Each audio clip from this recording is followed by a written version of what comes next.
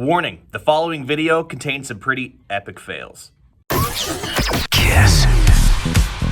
It feels so weird to be at this point in the summer and sweating in my apartment instead of on a scorching hot midway eating greasy food. So we're gonna indulge some of your K-Days cravings and teach you how to make some of your favorites from the fair, starting with corn dogs. We're gonna start with a cup of milk and 2 large eggs, and to that we're gonna add 1 cup of flour,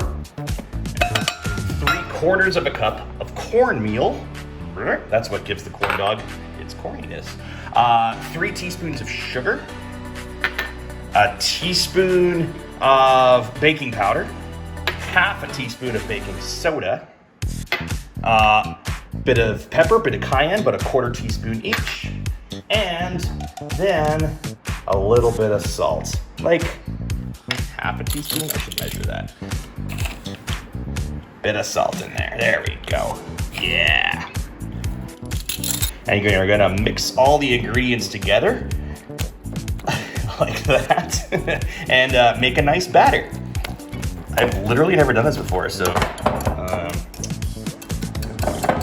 that's gonna stick a little bit. Hey, you know why I'm dumb? Because I should have actually mixed the milk and eggs and then added them to the mixed dry ingredients. So that looks kind of gluey, but maybe it's supposed to be that way.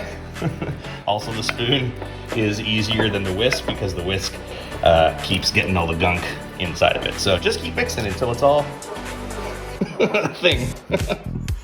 This is already so fun. I'm so excited to make these because I love corn dogs.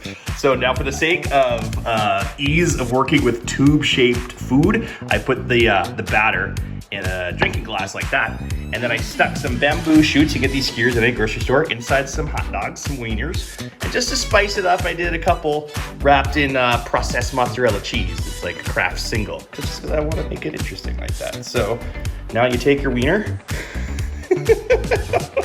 give it a dip. I don't know why this is so funny. And okay. It's hard to do with one hand, but yeah, that batter is gonna stick nice. So give it a couple of dips to make sure it's nice and coated. Look at it go. Okay, these aren't perfect, but that's okay, because life's not perfect. And if life was perfect, perfect would be boring. I also lost a dog in the process because I kind of broke in the batter.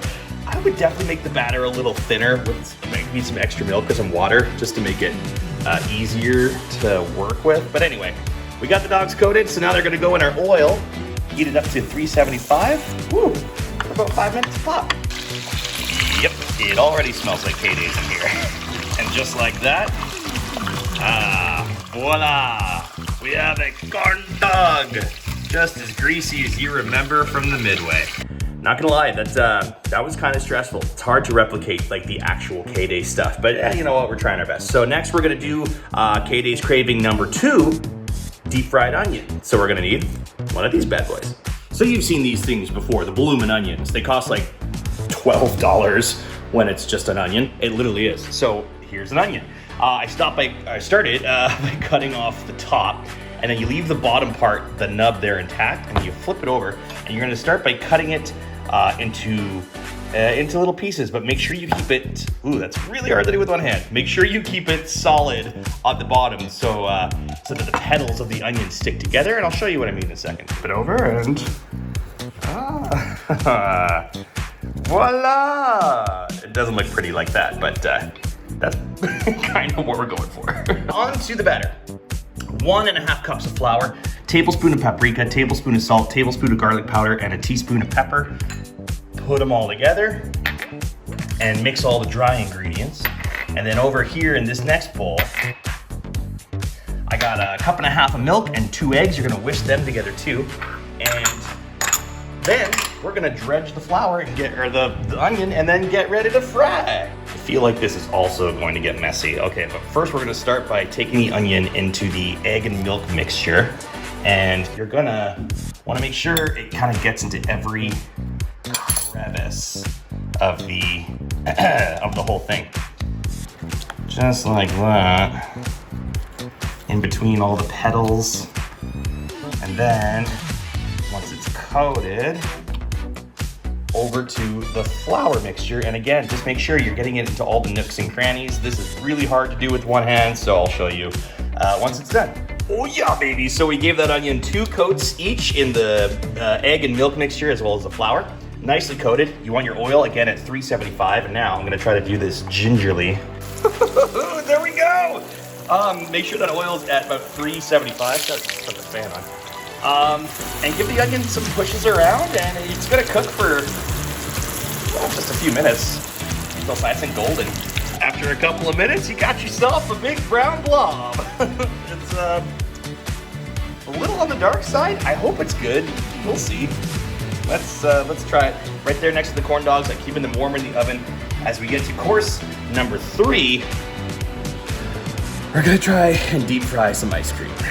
Katie's craving number 3, and honestly, this is the easiest one, thank goodness, because the other ones were kind of messy. And his recipe comes from Mike Tomas, DJ Mike Tomas. It's deep fried ice cream. He used to make this at his restaurant job. So I got a couple balls of ice cream, mixture of cinnamon and sugar. You're gonna roll it in the mixture.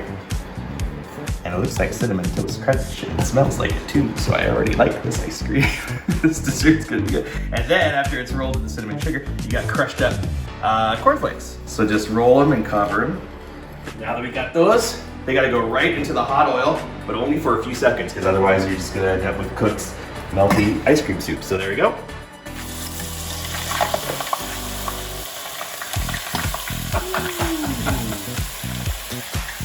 I think that's enough. Oh yeah. Oh my god.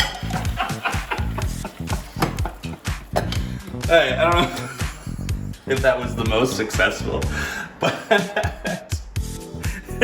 smells good. Smells good. It's harder than it looks. We'll call that a wash. All right.